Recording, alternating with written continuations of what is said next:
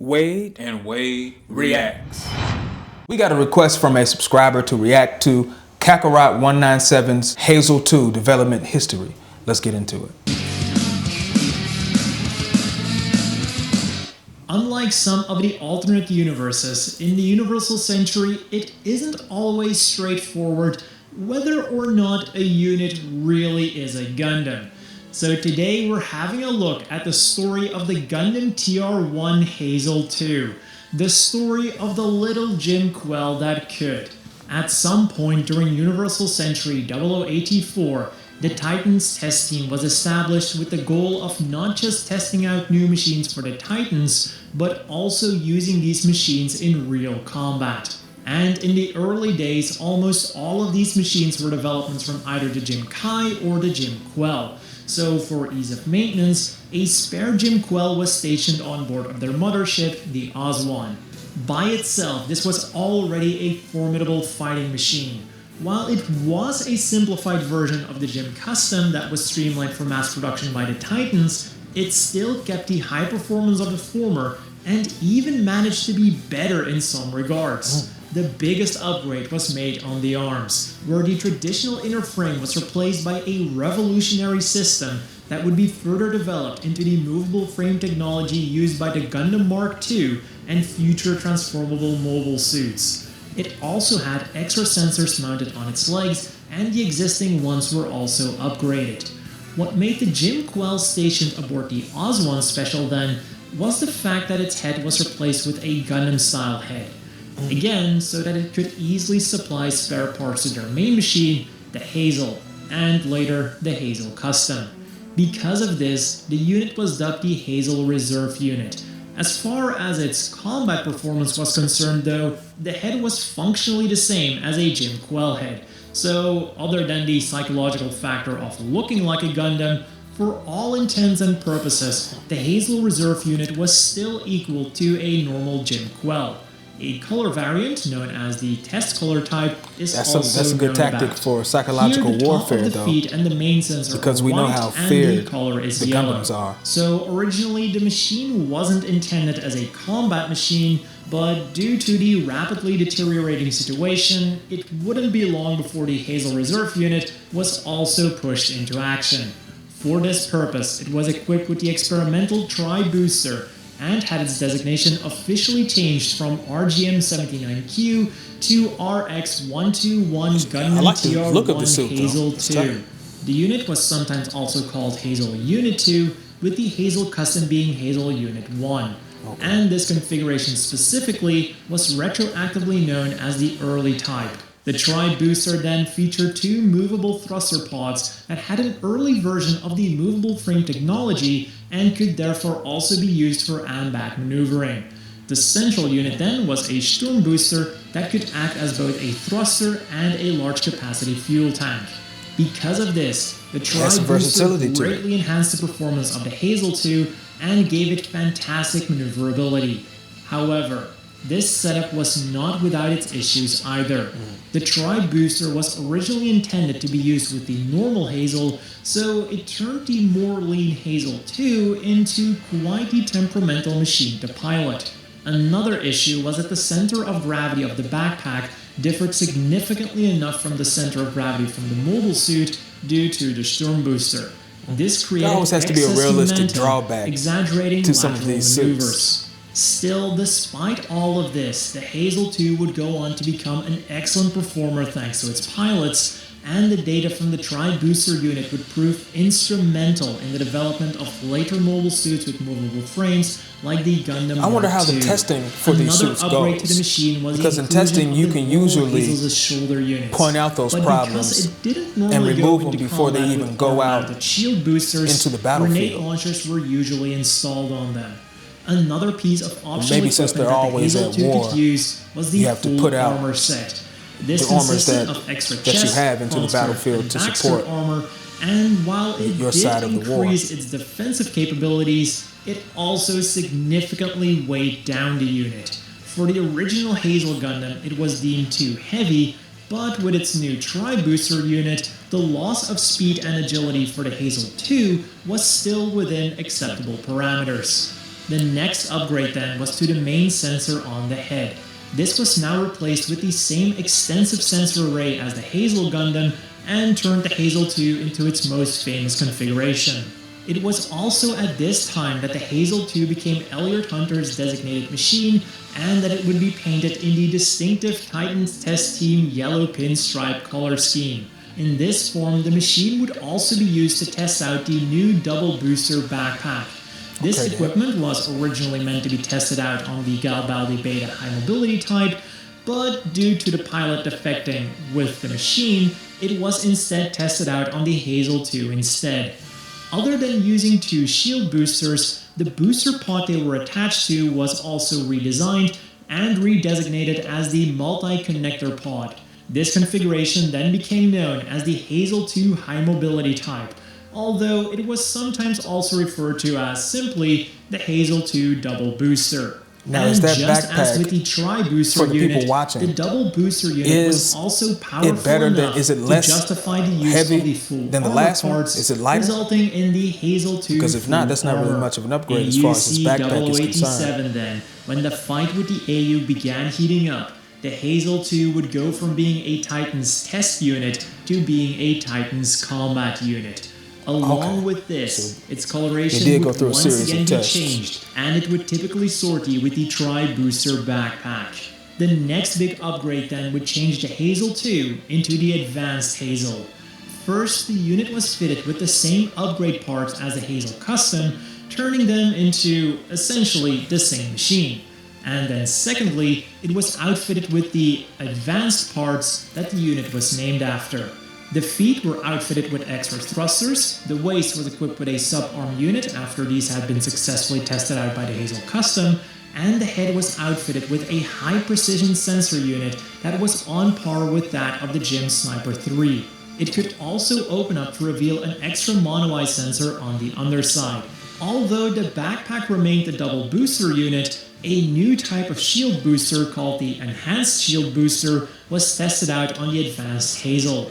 Rather than just serving as a passive shield and booster unit, this new version had 10 scattering beam guns mounted on it, so that it could also shoot down incoming missiles. The downside, though, was that it could carry significantly less propellant than a normal shield booster, and was therefore inferior in its role as a booster. At the time, this was considered to be the completed version of the Hazel Gundam, and so many of its design elements would be used in the Titans' next-generation mass-production mobile suit, the Barzan. Although it is commonly known as the mass-production version of the Gundam Mark II, there is no doubt that the Advanced Hazel's experimental feed boosters and mono-eye sensor turned the Barzan into the unit we all know today. Even its legs feel more like redesigned Hazel legs rather than Gundam Mark II legs. The later refined Barzan then I wonder why they did change these for more Gundam Mark II inspired legs. I wonder why they ditched the Gundam head. Many other changes that would actually make it look more like the Gundam that it was designed after. But back to the Advanced Hazel now. It wouldn't remain the completed perfect Hazel for long, as they would soon begin upgrading it again.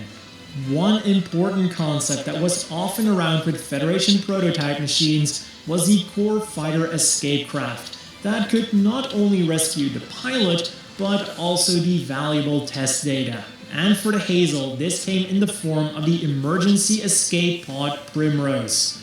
One important difference with the Core Fighter line, though, was that the Primrose could only escape its Gundam. Once separated from the rest of the machine, it could not recombine itself, whereas the Core Fighter could separate and recombine as much as it wanted until it got shot down. Yeah, that would definitely come in handy. But what made the Primrose very interesting was that it was also compatible with all of the Hazel backpacks and many of its weapons. So it's not fair to say that it was just an escape craft. It was a formidable space fighter in its own right, although it wasn't used as such very often, because of course it would be used mostly with the Advanced Hazel, a combination that would become known as the Hazel Ozla. At its core, this was just the advanced Hazel with a new torso and shoulder armor that the Primrose transformed into, and would most commonly be seen with the Tri-Booster backpack, long blade rifle, missile pod, a shield booster on the left, and a Mega Particle cannon on the right.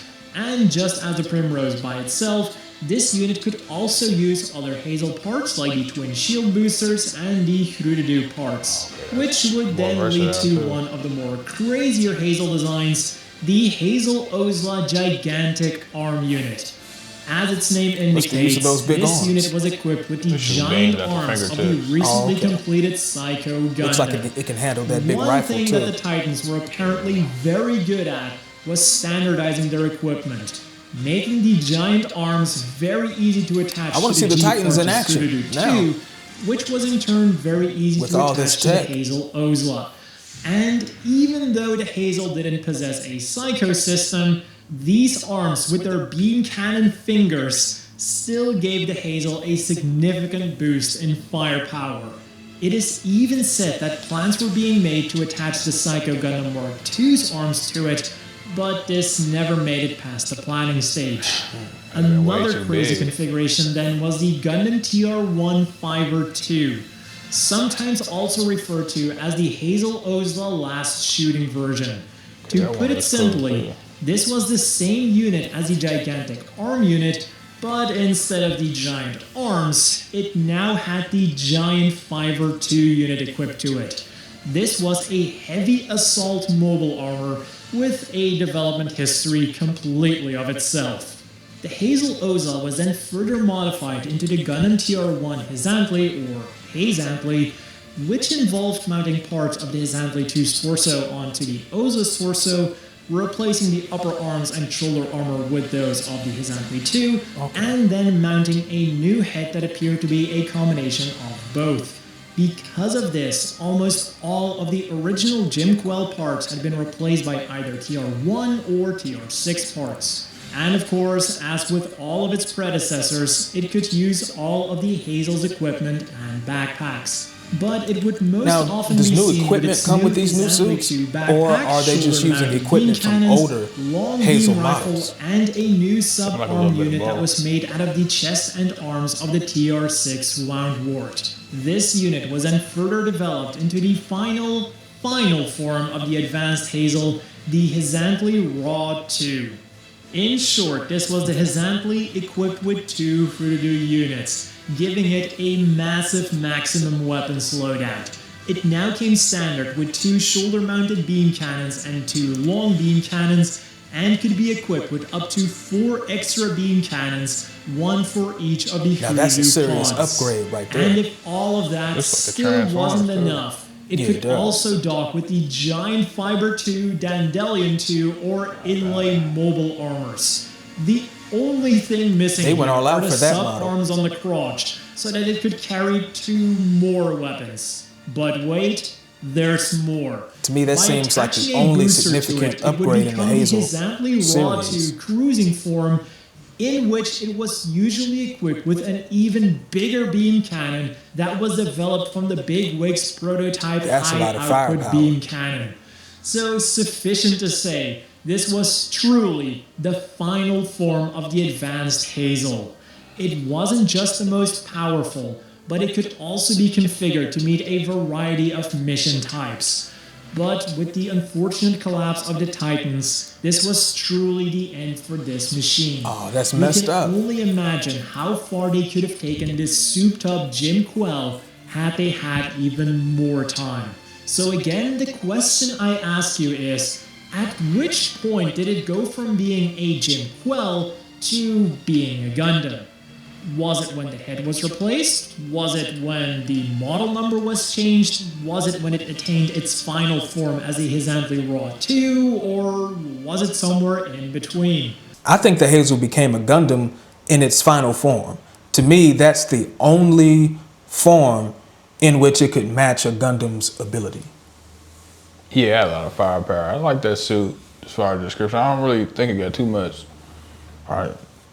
I haven't seen this in the anime at all, you know, from the stuff I didn't watch, but I'm currently on ZZ, but it looks like it has a lot to it. There's a lot of versatile aspects to the armor. You can switch out different parts from past models and throw it on there. So if you was piloting this in this universe, like, you would be all right. Yeah, it seems like you would be a formidable force in the war. I think they were part of the Federation, right? They have the Gundam design. Yeah. That last suit, though, I think that you would most definitely have one of the most powerful suits on the battlefield outside some of the main mobile suits on the Xeon and the Federation side. That's the suit I would definitely pilot myself. Yeah. If I couldn't get my Gundam, I would opt for that suit.